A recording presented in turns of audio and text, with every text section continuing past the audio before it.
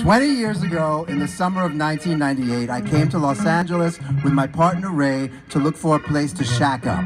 Now, at the time, I was living in New York and Ray was based in San Diego, although we met and fell in love in his native Germany, in Berlin to be precise, a sister city of Los Angeles, by the way. Now, after 8 years as a couple, we wanted to live in the same town again and together. However, Ray would not consider abandoning Southern California, and I could not see myself as a resident of San Diego. Nice place to visit, but no. So the compromise situation was Los Angeles, a place neither of us was familiar with and about which we both had a number of negative preconceptions.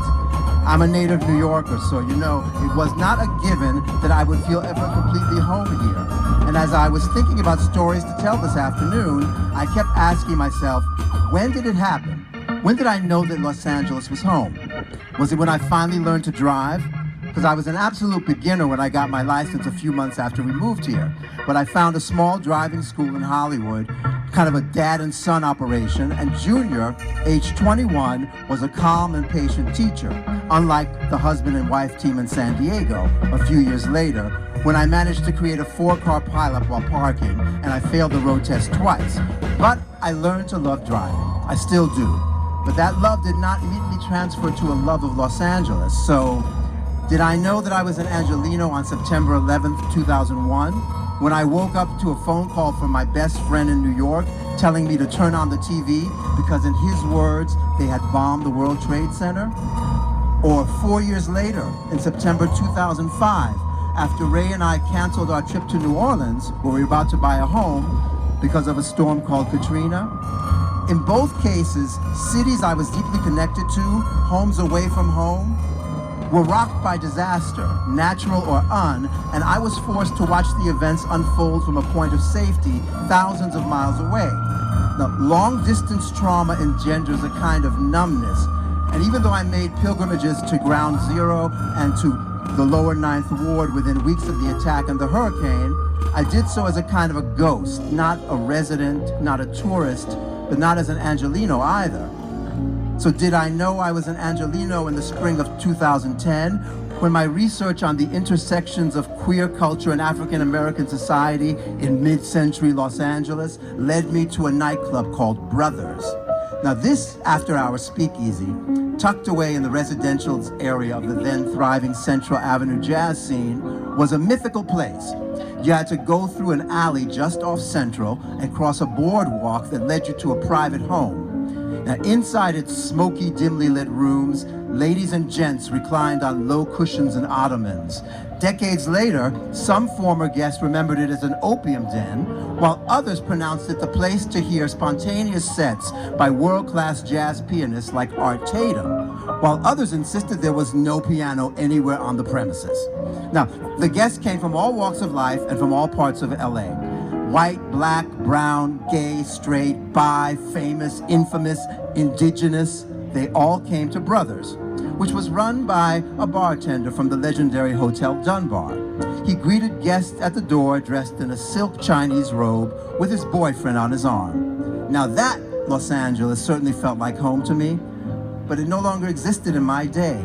It had been relegated to oblivion by white supremacist patriarchal policies of the 1950s. Well, did I finally know I was at home in LA in the summer of 2013 when Ray and I tied the knot after more than 2 decades as a couple? Well, one thing's for sure. I never dreamed I'd be living in Los Angeles at a time when the two of us could drive down to Norwalk and to all intents and purposes elope. By the time, well, to be honest, by the time the state of California had granted us a marriage license, we had already celebrated 4 commitment ceremonies on 2 continents, including vows at the top of a volcano in Maui.